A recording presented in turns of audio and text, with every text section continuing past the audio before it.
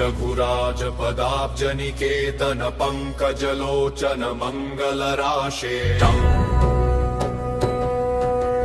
चण्ड महाभुज दण्ड सुरारि विखण्डन पण्डित पाहि दयालो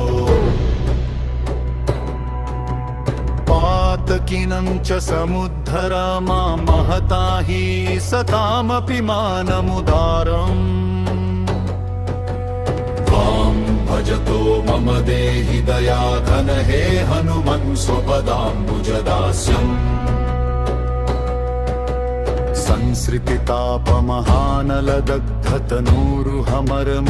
संसृतितापमहानलदग्धतनूरुहमरमतनोरतिवेलम्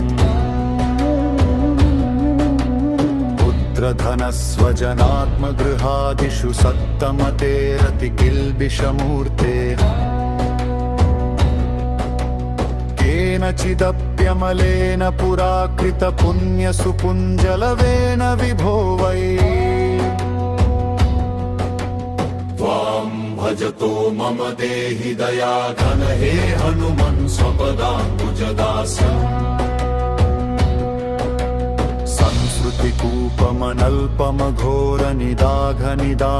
संस्कृतिकूपमनल्पमघोरनिदाघनिदानमजस्रमशेषम् आप्य सुदुःखसहस्रभुजङ्गविषैकसमाकुल सर्वतनोर्मे घोरमहाक्षिपणापदमेव गतस्य हरे पतितस्य भवाब्धौ त्वां भजतो मम देहि दयाघन हे हनुमन् स्वपदाम्बुजदास्यम् संसृतिसिन्धु विशालकराल महाबलकाल झषग्रसनार्तम् व्यग्रसमग्रधियं कृपणं च महामदनक्रसुचक्रहृतासुम् कालमहारसनोर्मिनिपीडितमुद्धर दीनमनन्यगतिमान् त्वां भजतो मम देहि दयाघन हे हनुमन् स्वपदाम्बुजदास्यम् संसृतिघोरमहागहने चरतो मनिरञ्जितपुण्यसुमूर्ते मन्मथभीकर घोरमहोग्रमृगप्रवरार्दितगात्रसुसन्धे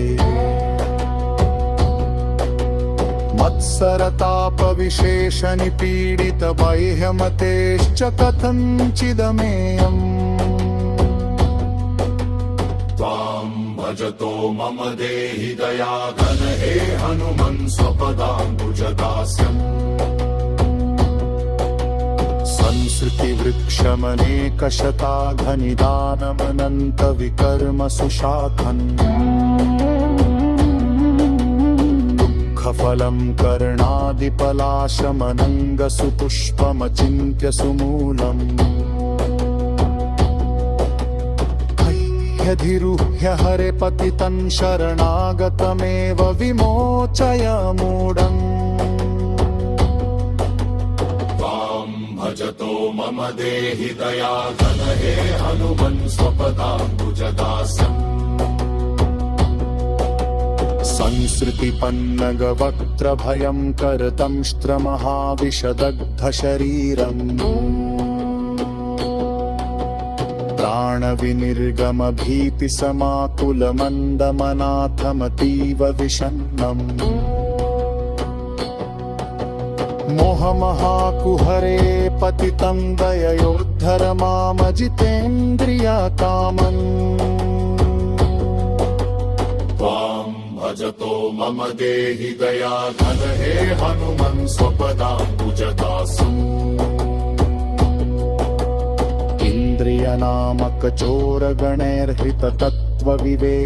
इन्द्रियनामकचोरगणैर्हृततत्त्वविवेकमहाधनराशिम् संसृतिजालनिपातितमेव महाबलिभिश्च विखण्डितकायम् तस्य हनूमत एव शिवं करमष्टकमेतदनिष्टहरं वै यः सततं हि पठेत् स नरो लभतेच्युतरामपदाब्जनिवासम्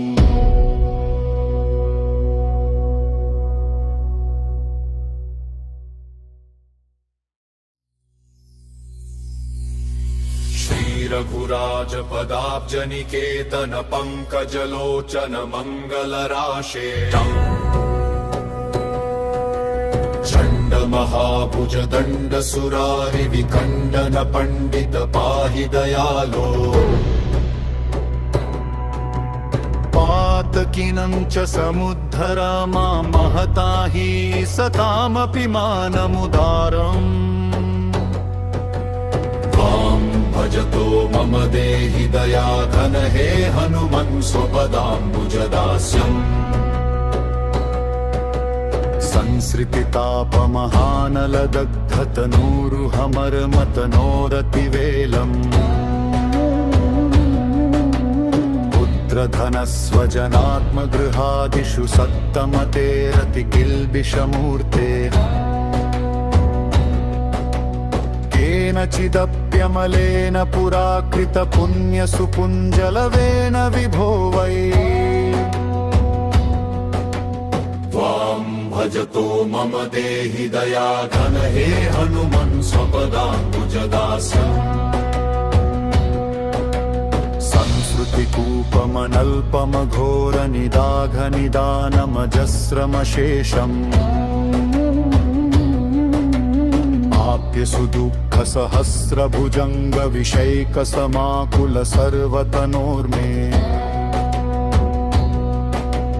घोरमहाक्षिपणापदमेव गतस्य हरे पतितस्य भवाब्धौ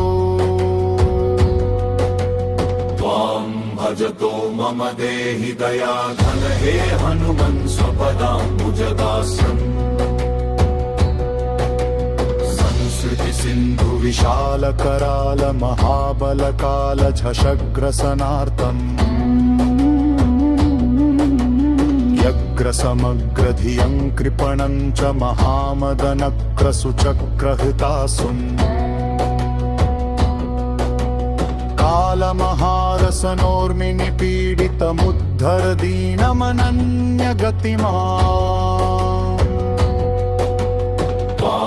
भजतो मम देहि दयाघन हे हनुमन् स्वपदाम्बुजदास्यम् संसृतिघोरमहागहने चरतो मनिरञ्जित पुण्यसुमूर्ते मन्मथ भीकर घोरमहोग्र मृगप्रवरार्दित गात्र सुसन्धे मत्सरतापविशेष निपीडित बाह्यमतेश्च कथञ्चिदमेयम् त्वां भजतो मम देहि दयाघन हे हनुमन् स्वपदाम्बुजदास्यम् संसृतिवृक्षमनेकशताघनिदानमनन्तविकर्म सुशाखन् फलं कर्णादिपलाशमनङ्गसुपुष्पमचिन्त्य सुमूलम् ह्यधिरुह्य हरे पतितं शरणागतमेव विमोचय मूढम् त्वां भजतो मम देहि दयाघन हे हनुमन् स्वपदाम्बुजदास्यम् संसृतिपन्नगवक्त्रभयं करतंष्ट्रमहाविषदग्धशरीरम् प्राणविनिर्गमभीतिसमाकुलमन्दमनाथमतीव विषण्णम् मोहमहाकुहरे पतितं दययोद्धर मामजितेन्द्रियकामन् भजतो मम देहि दयाघन हे हनुमन् स्वपदाम्बुजदास्यम् इन्द्रियनामकचोरगणैर्हृततत्त्वविवेकमहाधनराशिम् संसृतिजालनिपातितमेव महाबलिभिश्च विखण्डितकायम् तस्य हनूमत एव शिवङ्करमष्टकमेतदनिष्टहरं वै यः सततं हि पठेत् स नरो लभतेऽच्युतरामपदाब्जनिवासम्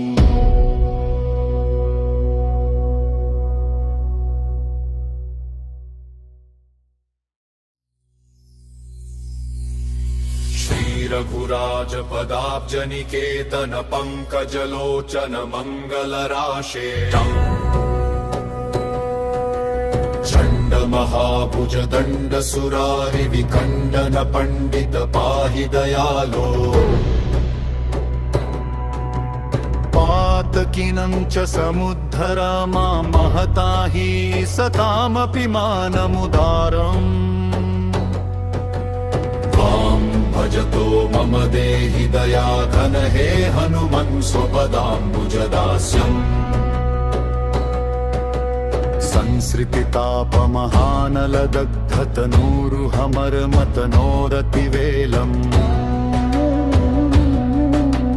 पुत्रधनस्वजनात्मगृहादिषु सत्तमतेरतिकिल्बिषमूर्ते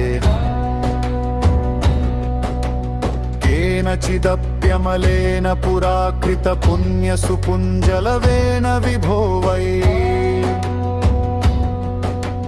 त्वां भजतो मम देहि दयाघन हे हनुमन् स्वपदाम्बुजदास्यम्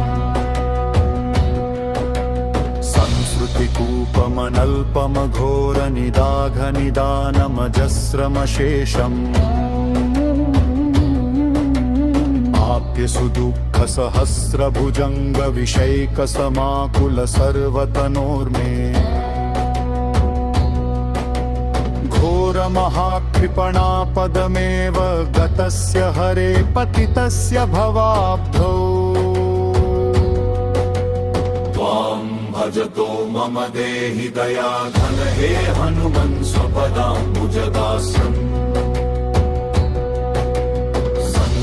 सिन्धु विशाल कराल महाबलकाल झषग्रसनार्तम् व्यग्रसमग्रधियं कृपणं च महामदनक्रसुचक्रहृतासुम् कालमहारसनोर्मिनिपीडितमुद्धर दीनमनन्यगतिमान्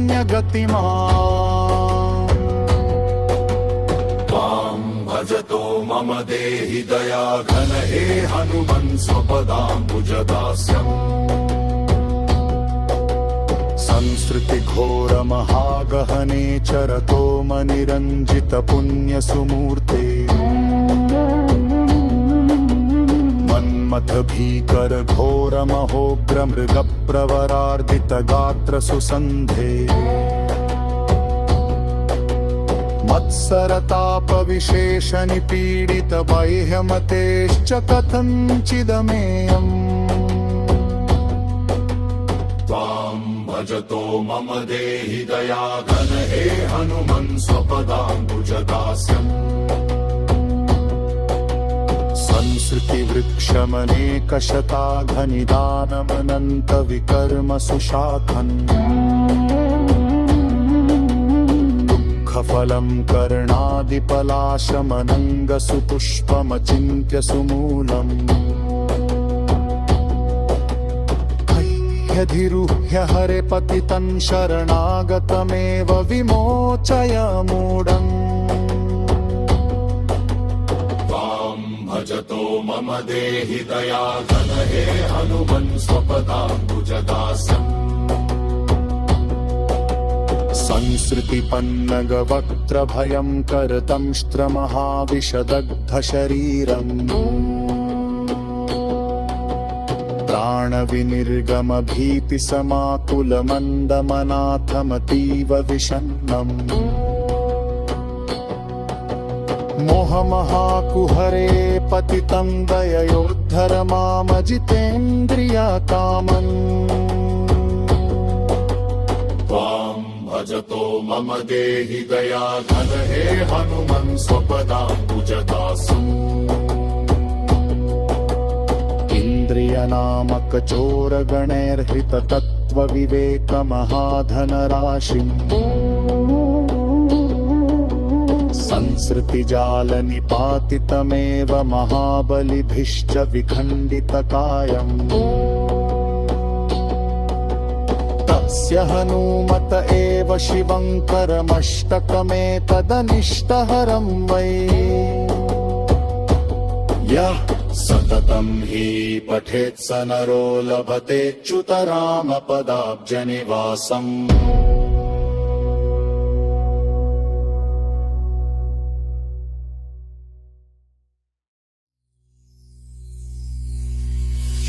रघुराजपदाब्जनिकेतन पङ्कजलोचन मङ्गलराशे चण्ड महाभुज दण्ड सुरारि विखण्डन पण्डित पाहि दयालो पातकिनं च समुद्धर मां महता हि सतामपि मानमुदारम् भजतो मम देहि दयाघन हे हनुमन् स्वपदाम्बुजदास्यम् संसृतितापमहानलदग्धतनूरुहमर्मतनोरतिवेलम्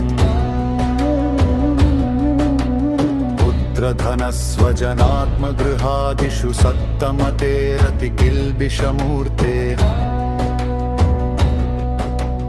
केनचिदप्यमलेन पुराकृतपुण्यसुपुञ्जलवेन विभो वै त्वां भजतो मम देहि दयाघन हे हनुमन् स्वपदाम्बुजदास्यम् संसृतिकूपमनल्पमघोरनिदाघनिदानमजस्रमशेषम् सुदुःखसहस्रभुजङ्ग विषैकसमाकुल सर्वतनोर्मे घोरमहाकृपणापदमेव गतस्य हरे पतितस्य भवाब्धौ त्वां भजतो मम देहि दयाघन हे हनुमन् स्वपदाम्बुजदास्यम् सिन्धु विशाल कराल महाबल काल झषग्रसनार्तम् यग्रसमग्रधियं कृपणं च महामदनक्रसुचक्रहृतासुम् कालमहारसनोर्मिनि पीडितमुद्धर दीनमनन्यगतिमान्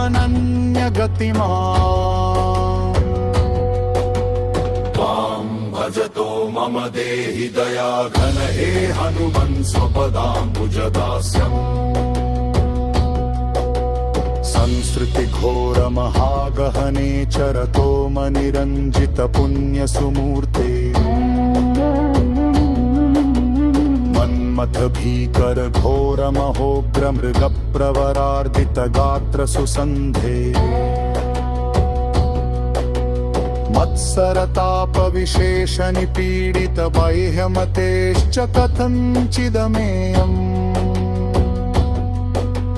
त्वां भजतो मम देहि दयाघन हे हनुमन् स्वपदाम्बुजदास्यम्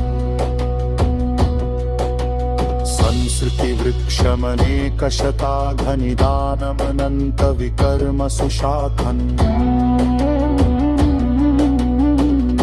फलं कर्णादिपलाशमनङ्गसुपुष्पमचिन्त्य सुमूलम्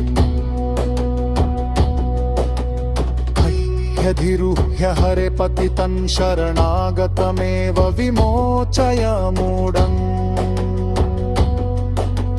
त्वां भजतो मम देहि दयाघन हे हनुमन् स्वपदाम्बुजदास्यम् संसृतिपन्नगवक्त्रभयं करतंष्ट्रमहाविशदग्धशरीरम् प्राणविनिर्गम भीतिसमाकुलमन्दमनाथमतीव विषण्णम् मोहमहाकुहरे पतितं दययोद्धर मामजितेन्द्रियकामन् त्वां भजतो मम देहि दयाघन हे हनुमन् स्वपदाम्बुजदासम् इन्द्रियनामकचोरगणैर्हृततत्त्वविवेकमहाधनराशिम् संसृतिजालनिपातितमेव महाबलिभिश्च विखण्डितकायम् तस्य हनूमत एव शिवङ्करमष्टकमेतदनिष्टहरं वै यः सततं हि पठेत् स नरो लभतेऽच्युतरामपदाब्जनिवासम्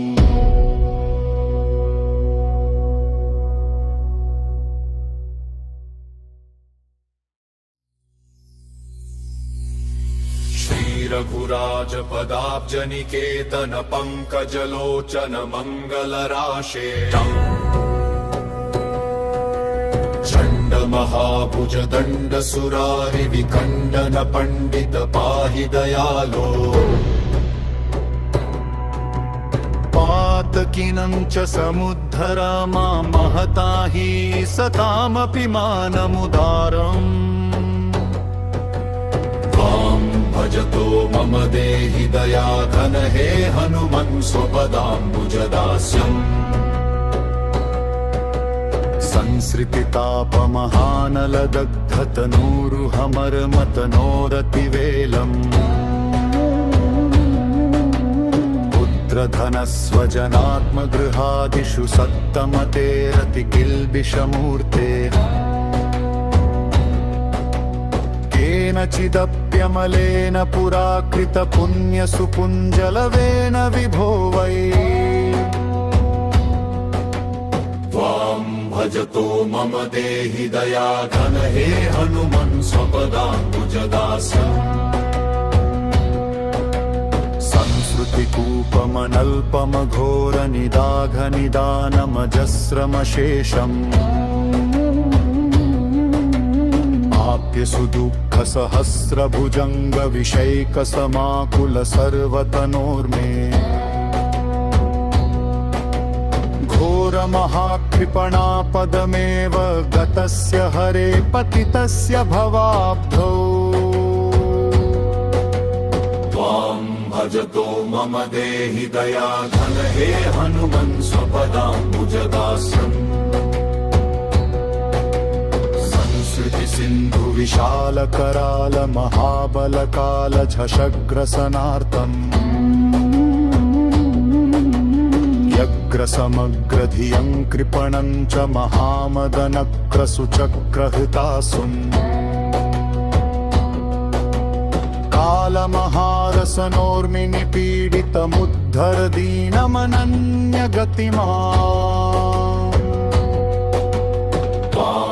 भजतो मम देहि दयाघन हे हनुमन् स्वपदाम्बुजदास्यम् संसृतिघोरमहागहने चरतो मनिरञ्जितपुण्यसुमूर्ते मन्मथ भीकर घोरमहोग्रमृगप्रवरार्दितगात्रसुसन्धे मत्सरतापविशेषनिपीडितबाह्यमतेश्च कथञ्चिदमेयम् त्वां भजतो मम देहि दयाघन हे हनुमन् स्वपदाम्बुजदास्यम् संसृतिवृक्षमनेकशताघनिदानमनन्तविकर्मसुशाखन् फलं कर्णादिपलाशमनङ्गसुपुष्पमचिन्त्य सुमूलम् ह्यधिरुह्य हरे पतितं शरणागतमेव विमोचय मूढम् भजतो मम देहि दयाघन हे हनुमन् स्वपदाम्बुजदासम् संसृतिपन्नगवक्त्रभयङ्करदंष्ट्रमहाविशदग्धशरीरम् प्राणविनिर्गमभीतिसमाकुलमन्दमनाथमतीव विषण्णम् मोहमहाकुहरे पतितं दययोद्धर मामजितेन्द्रियकामन् त्वां भजतो मम देहि दयाघन हे हनुमन् स्वपदाम्बुजदासम् इन्द्रियनामकचोरगणैर्हृततत्त्वविवेकमहाधनराशिम् संसृतिजालनिपातितमेव महाबलिभिश्च विखण्डितकायम् तस्य हनूमत एव शिवङ्करमष्टकमेतदनिष्टहरं वै यः सततं हि पठेत् स नरो लभतेऽच्युतरामपदाब्जनिवासम्